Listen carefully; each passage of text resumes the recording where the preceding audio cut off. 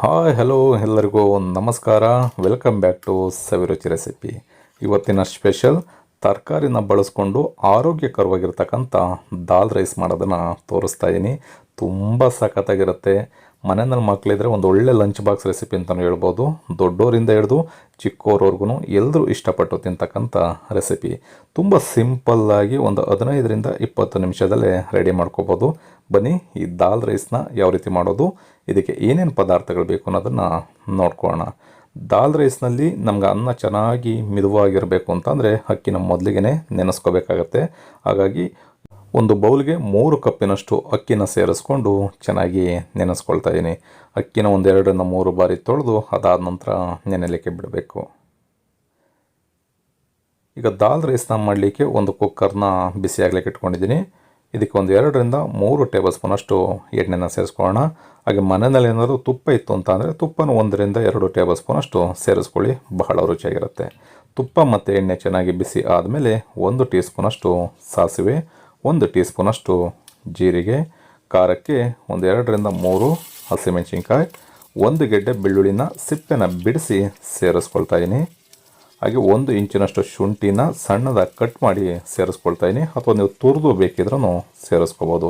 ಸ್ವಲ್ಪ ಕರಿಬೇವಿನ ಸೊಪ್ಪು, ಇಷ್ಟು ಪದಾರ್ಥನ ಸೇರಿಸ್ಕೊಂಡು ಕಂಪ್ಲೀಟಾಗಿ ಸ್ಟವನ್ನು ಎಳೆಯ ಕವನಲ್ಲಿ ಇಟ್ಕೊಂಡು ಒಂದು 1/2 ನಿಮಿಷ ಈ ಪದಾರ್ಥಗಳನ್ನ ಫ್ರೈ ಮಾಡ್ಕೋಬೇಕಾಗತ್ತೆ.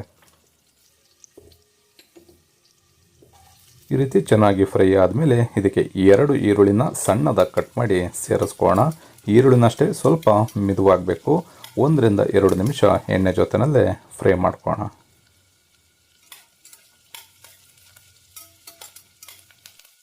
ಈರುಳ್ಳಿನ ನೀವು ಎಷ್ಟು ಚೆನ್ನಾಗಿ ಫ್ರೈ ಮಾಡ್ಕೊಳ್ತೀರಾ ಅದು ಹೀರ್ಕೊಂಡಿರ್ತಕ್ಕಂಥ ಎಣ್ಣೆನೆಲ್ಲ ಬಿಡುತ್ತೆ, ತಿನ್ನೋದಕ್ಕೂ ಕೂಡ ಬಹಳ ರುಚಿಯಾಗಿರುತ್ತೆ. ಈರುಳ್ಳಿ ಚೆನ್ನಾಗಿ ಫ್ರೈ ಆದಮೇಲೆ 1 ಮೀಡಿಯಮ್ ಕಪ್ಪಿನಷ್ಟು ಬೀನ್ಸ್ನ ಸೇರಿಸ್ಕೊಳ್ತಾ ಇದ್ದೀನಿ. ಮನೆಯಲ್ಲಿ ಹಸಿ ಬಟಾಣಿ ಇದೆ ಅಂದರೆ 1 ಕಪ್ಪಿನಷ್ಟು ಸೇರಿಸ್ಕೊಳ್ಳಿ. ಒಣ ಬಟಾಣಿ ಇದ್ದರೆ ನೀವು ಒಂದು 4-5 ಗಂಟೆಗಳ ಕಾಲ ನೆನೆಸಿ ಸೇರಿಸ್ಕೋಬೇಕಾಗತ್ತೆ. 1 ಕಪ್ಪಿನಷ್ಟು ನವಿಲುಕೋಸು, 1 ಕಪ್ಪಿನಷ್ಟು ಕ್ಯಾರೆಟು, ಹಾಗೆ ಹೂಕೋಸು ಏನಾರು ಇದೆ ಅಂತ ಅಂದರೆ ಹೂಕೋಸನ್ನು ಬೇಕಿದ್ರೆ ಸೇರಿಸ್ಕೋಬೋದು, ಅದನ್ನು ಕೂಡ ಬಹಳ ರುಚಿಯಾಗಿರುತ್ತೆ. ಈಗ ತರಕಾರಿನ ಈ ಒಗ್ಗರಣೆ ಪದಾರ್ಥಗಳ ಜೊತೆಯಲ್ಲಿ ಸೇರಿಸಿ ಆದಮೇಲೆ ಚೆನ್ನಾಗಿ ಮಿಕ್ಸ್ ಮಾಡಿಕೊಂಡು 2-3 ನಿಮಿಷ ಒಗ್ಗರಣೆ ಜೊತೆಯಲ್ಲೇ ಫ್ರೈ ಆಗಬೇಕು, ಅಲ್ಲಿವರೆಗೂ ಬೇಯಿಸ್ಕೊಳ್ಳೋಣ. ತರಕಾರಿನೂ ಅಷ್ಟೇ 2-3 ನಿಮಿಷ ಎಣ್ಣೆಯಲ್ಲಿ ಚೆನ್ನಾಗಿ ಫ್ರೈ ಆಗಿದೆ. ನಾನು 1 ಗಂಟೆ ಮುಂಚೆನೇ 50 ಗ್ರಾಮಷ್ಟು ಮೀಡಿಯಮ್ ಕಪ್ಪಿನಷ್ಟು ತೊಗರಿಬೇಳೆನ ನೆನೆಸಿಟ್ಕೊಂಡಿದ್ದೆ. ಈಗ ನೀರಿನ ಸಮೇತವಾಗಿ ಅದನ್ನು ಕೂಡ ಸೇರಿಸ್ಕೊಳ್ತಾ ಇದ್ದೀನಿ. ಹಾಗೆ 2 ಟೊಮೊಟೊನ ಸಣ್ಣದಾಗಿ ಕಟ್ ಮಾಡಿ ಸೇರಿಸ್ಕೊಳ್ಳೋಣ. ರುಚಿಗೆ ಎಷ್ಟು ಬೇಕೋ ಅಷ್ಟು ಉಪ್ಪನ್ನು ಕೂಡ ಸೇರಿಸ್ಕೊಳ್ಳೋಣ. ಈಗ ನಾವು ಬೇಳೆನ ಸೇರಿಸಿರೋದ್ರಿಂದ ಬೇಳೆನೂ ಅಷ್ಟೇ ಈ ಒಗ್ಗರಣೆ ಪದಾರ್ಥಗಳ ಜೊತೆಯಲ್ಲಿ ಸ್ವಲ್ಪ ಫ್ರೈ ಆಗಬೇಕು. ಮತ್ತು 4-5 ನಿಮಿಷ ಮೀಡಿಯಮ್ ಊರಿನಲ್ಲಿ ಇಟ್ಕೊಂಡು ಚೆನ್ನಾಗಿ ಬೇಯಿಸ್ಕೊಳ್ಳೋಣ.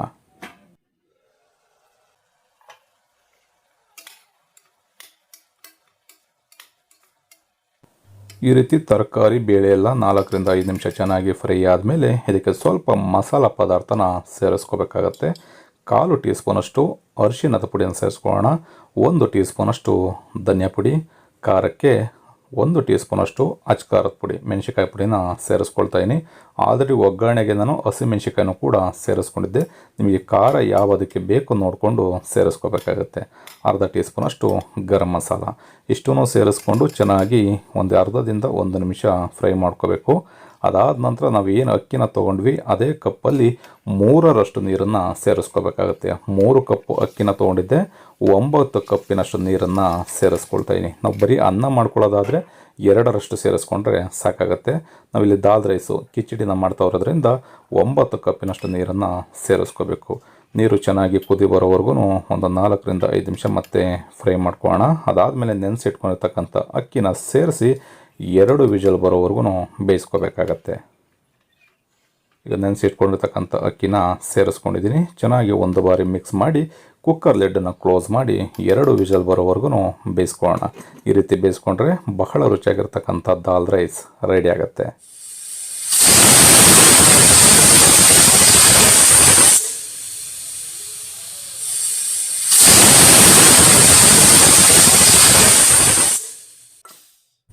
2 ವಿಷಲ್ ಆಗಿದೆ. ಕುಕ್ಕರ್ ಕಂಪ್ಲೀಟಾಗಿ ತಣ್ಣಗಾದ ಮೇಲೆ ಕುಕ್ಕರ್ ಲಿಡ್ಡನ್ನು ಓಪನ್ ಮಾಡಬೇಕಾಗುತ್ತೆ. ನೋಡ್ಬೋದು ಎಷ್ಟು ಸಖತ್ತಾಗಿ ದಾಲ್ ರೈಸ್ ರೆಡಿಯಾಗಿದೆ ಅಂತ.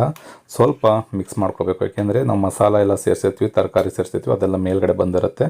ಅದನ್ನೆಲ್ಲ ಚೆನ್ನಾಗಿ ಮಿಕ್ಸ್ ಮಾಡಿಕೊಂಡು ಸ್ವಲ್ಪ ಕೊತ್ತಂಬರಿ ಸೊಪ್ಪನ್ನು ಕೂಡ ಸೇರಿಸ್ಕೊಂಡು ಮಿಕ್ಸ್ ಮಾಡಿಕೊಂಡ್ರೆ ಬಹಳ ರುಚಿಯಾಗಿರ್ತಕ್ಕಂಥ ದಾಲ್ ರೈಸ್ ರೆಡಿ ಆಗುತ್ತೆ.